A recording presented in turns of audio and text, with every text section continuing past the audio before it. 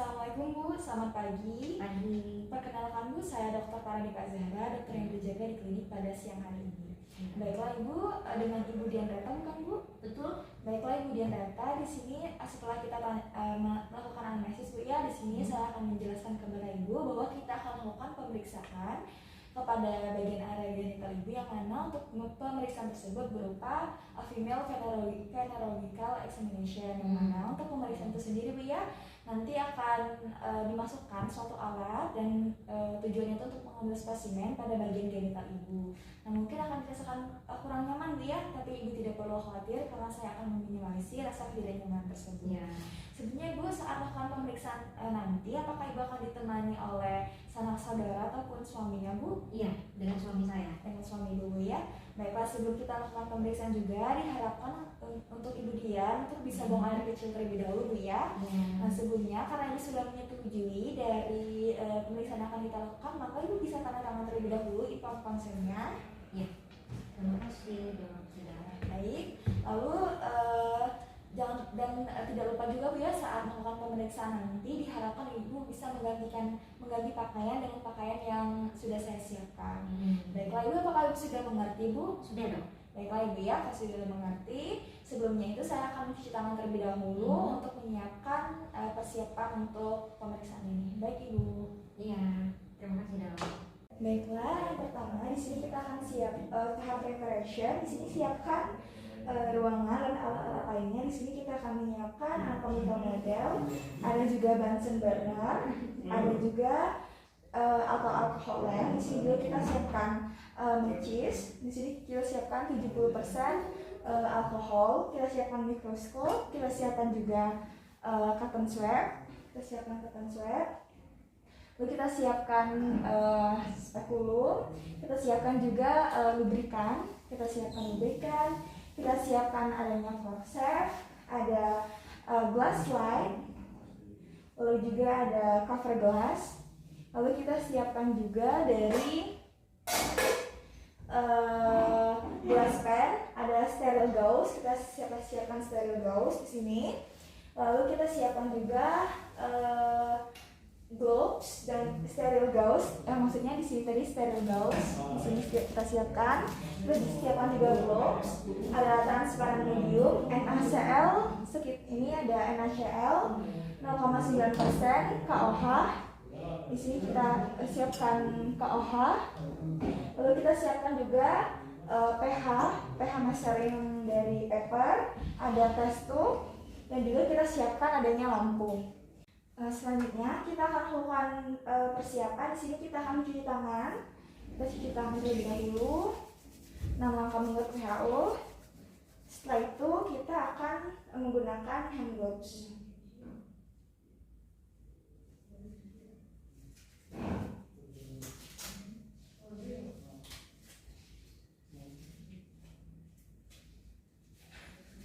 Nah, lalu di sini Ibu mangga ya untuk berbaring di meja pemeriksaan dengan posisi terlentang. Lalu juga kita di sini saya berada di posisi kanan meja pemeriksaan dan melakukan pemeriksaan untuk menilai adanya tidak tonjolan pada bagian suprapubik. Lalu kita lihat, perhatikan apakah abdomennya ini, bagian abdomennya ini adalah flat, rounded, convex, dan juga concave.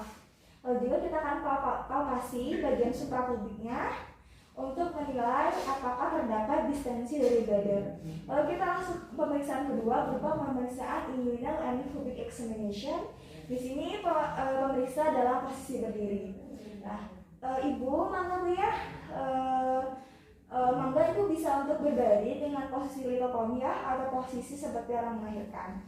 Nah, di sini kita akan melakukan pemeriksaan inguinal area examination. Di sini kita akan inspeksi dan palpasi daerah inguinalnya untuk menilai apakah ada limfadenopati. Jika ada, kita akan catat dari jumlahnya, ukuran, konsistensi, mobilitas, dan apakah ada nyeri tekan atau tidak.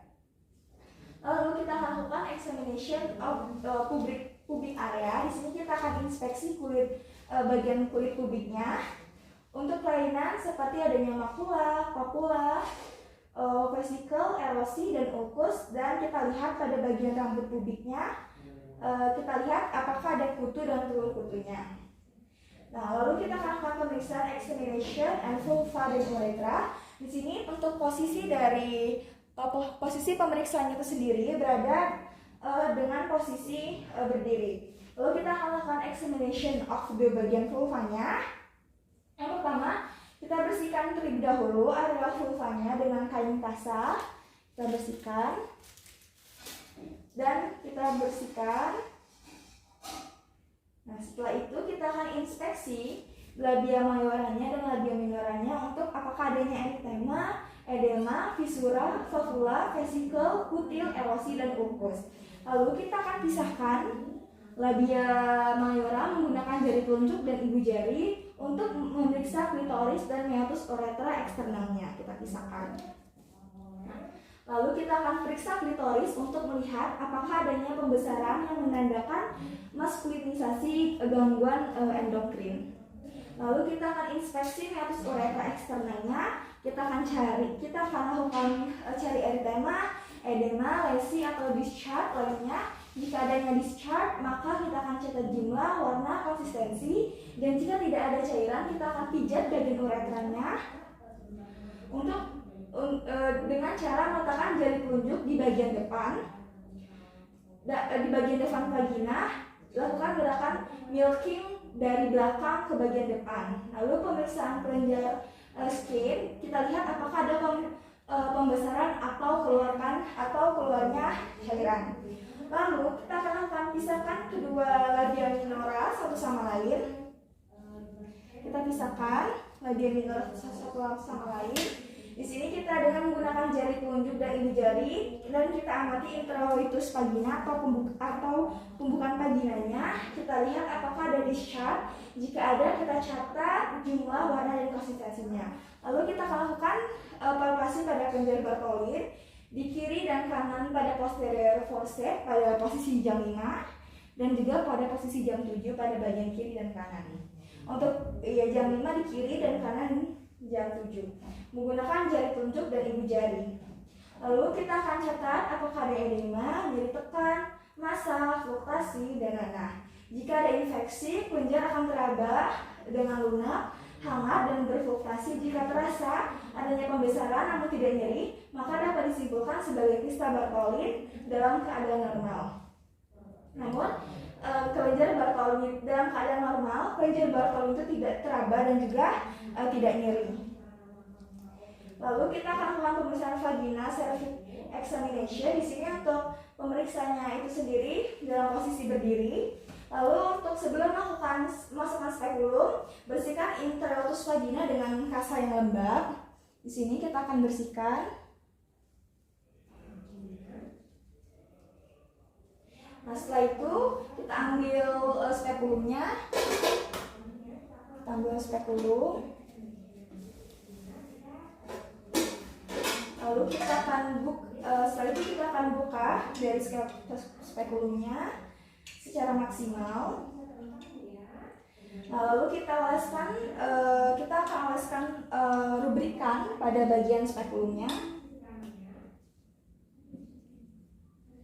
Lalu setelah itu kita akan perbesar seperti ini. Kita akan perbesar introitus vagina dengan menekan ke bawah dengan jari telunjuk. Lalu kita jepit lidah spekulum di antara jari telunjuk dan jari tengah, pegang jari lainnya. Lalu kita akan pegang spekulum, lalu masukkan spekulum dengan posisi tertutup seperti ini dan vertikal kurang lebih 30 derajat untuk menghindari trauma pada uretra dengan menggunakan tangan kanan. Kemudian kita masukkan spekulum ke dalam vagina dengan cara tracing di dinding posterior vagina. Setelah itu kita akan putar searah jarum jam hingga horizontal dan dorong perlahan hingga lidah spekulum masuk ke dalam vagina. Lalu kita akan buka spekulum, buka spekulum secara hati-hati. Di sini kita akan buka spekulum.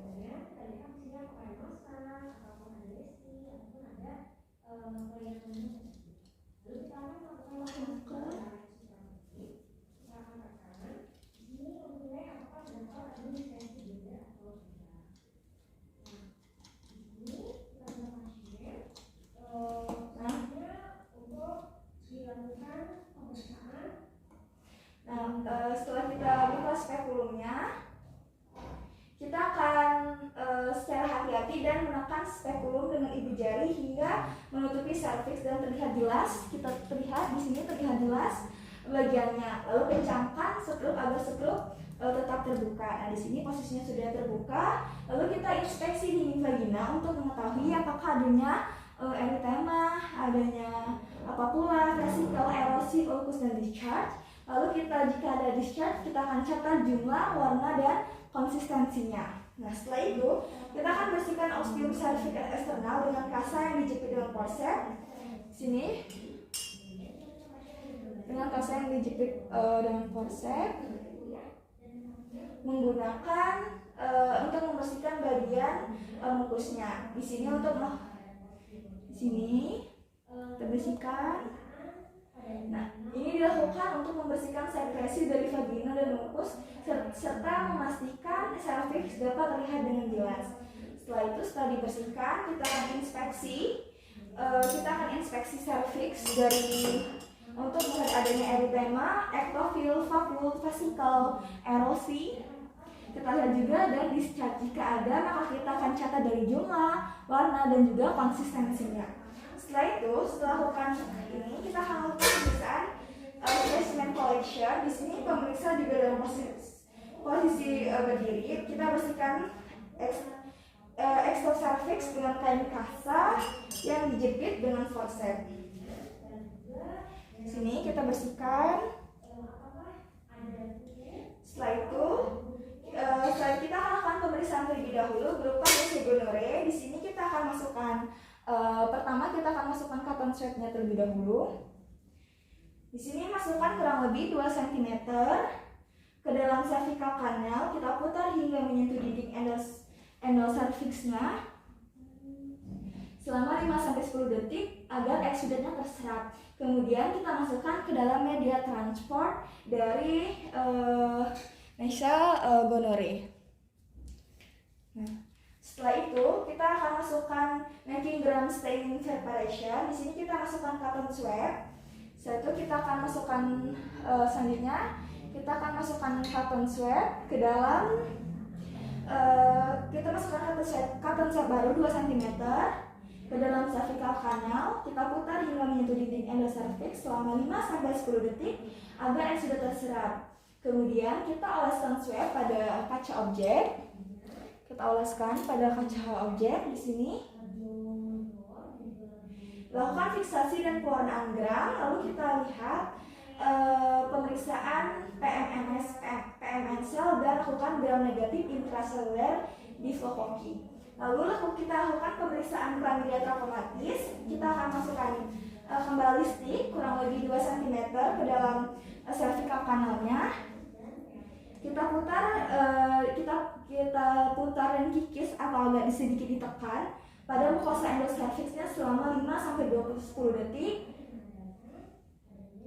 Kemudian kita masukkan spesimen ke dalam media transport khusus untuk pemeriksaan VCR.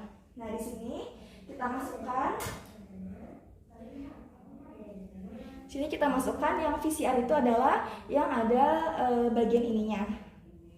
Nah, setelah itu kita akan melakukan pemeriksaan two cell. Di sini kita akan masukkan cotton swab baru di dinding lateral vagina. Kita masukkan dinding lateral vagina. Kita kemudian kumpulkan cairannya dan kemudian kita roll. Setelah itu kita ambil lalu kita kumpulkan di dalam atas kaca objek. Lalu kita akan perbaiki dan warnai dengan gram. Nah, di sini untuk interpretasinya jika plus sales itu lebih dari 20% di bidang epitel atau visual. Lalu kita akan melakukan pemeriksaan Candida SP. Di sini kita siapkan gelas objek terlebih dahulu, kita siapkan. Lalu kita tambahkan setetes larutan KOH. Di sini larutan KOH-nya kita masukkan setetes. Nah, setelah itu kita masukkan cotton stick baru ke dinding sel lateral vagina. Lalu kita letakkan di dinding slide. Kita masukkan, diletakkan di dinding slide. Lalu kita tutupi dengan cover sleeve. Kita tutupi dengan cover sleeve.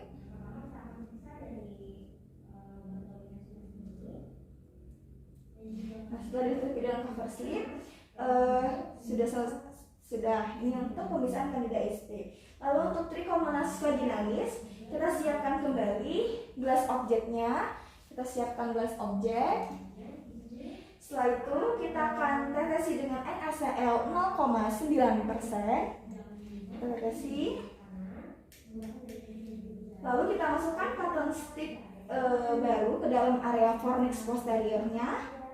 Lalu kita letakkan, setelah itu kita letakkan di atas kaca objek dan kita tutup juga menggunakan cover slip. Kita letakkan, kita tutup dengan cover slip. Nah, lalu kita di sini kita akan letakkan di bawah mikroskop kurang lebih 10 menit. Nah, lalu kita akan melakukan penentuan pH cairan vagina. Yang pertama, kita jepit dari pH, kita jepit kelas ukur dengan pH dengan forceps. Kita jepit seperti ini. Nah, setelah itu kita tempelkan ke dinding vagina di area dengan fornix lateral. Lalu jangan menyentuh bagian serviksnya di sini. Nah, sesuaikan perubahan warna pada kertas pengukur pH dengan warna standar. Nah, di sini kita akan lihat. Kita bandingkan dengan pH-nya sini. Nah, untuk pH normal itu dia 4,0 dan jika terbaca 4,5 lebih dari 4,5 maka menandakan kondisi patologis seperti bakterial vaginosis di sini. Nah, setelah itu kita akan pemeriksaan Whiff test atau amin test. Kita lepaskan spekulumnya. Sini kita lepaskan, kita buka sedikit. Ibu sambil agak rileks Bu ya. Kita kendurkan dari spekulumnya, kemudian kita keluarkan spekulum dari serviks agar ditarik keluar secara hati-hati. Lalu kita putar berlawanan arah jarum jam dan kita tarik dengan posisi vertikal. Kita tarik seperti ini. Setelah itu kita masukkan kembali ke tempat spekulumnya.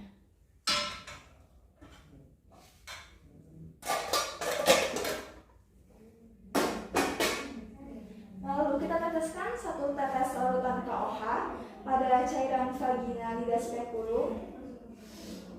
Kita teteskan KOH 10% pada cairan vagina tadi di bagian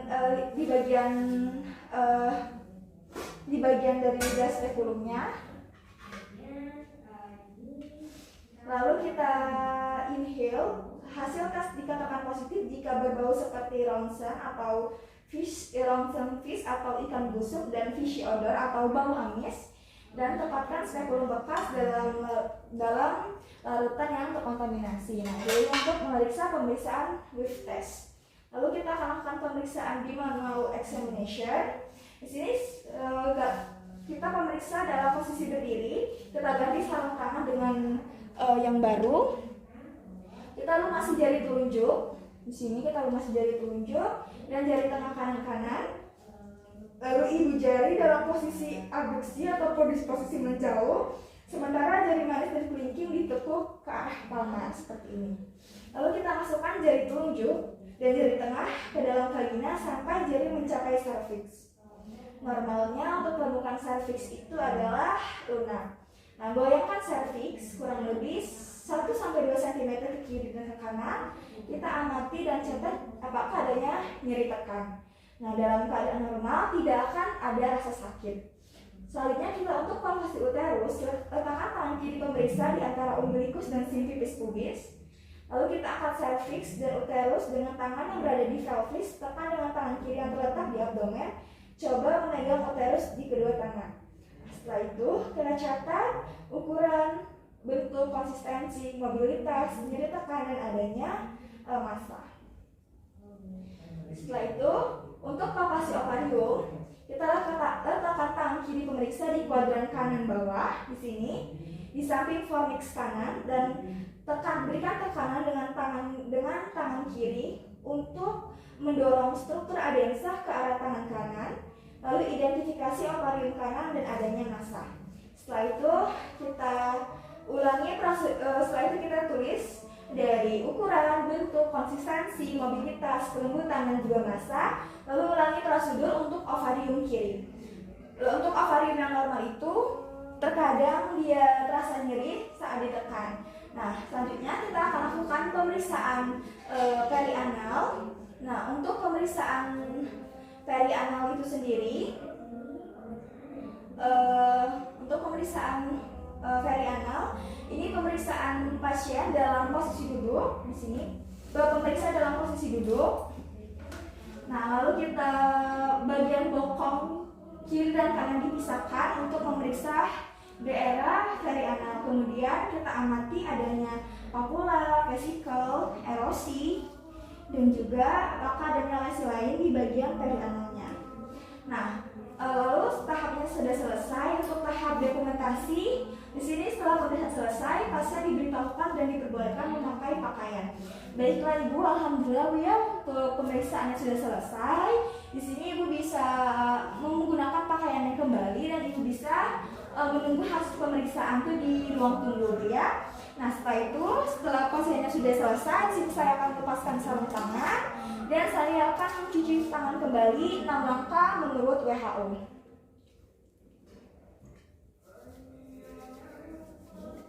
Dan lalu saya akan mencatat hasil temuan saya itu pada rekam medis.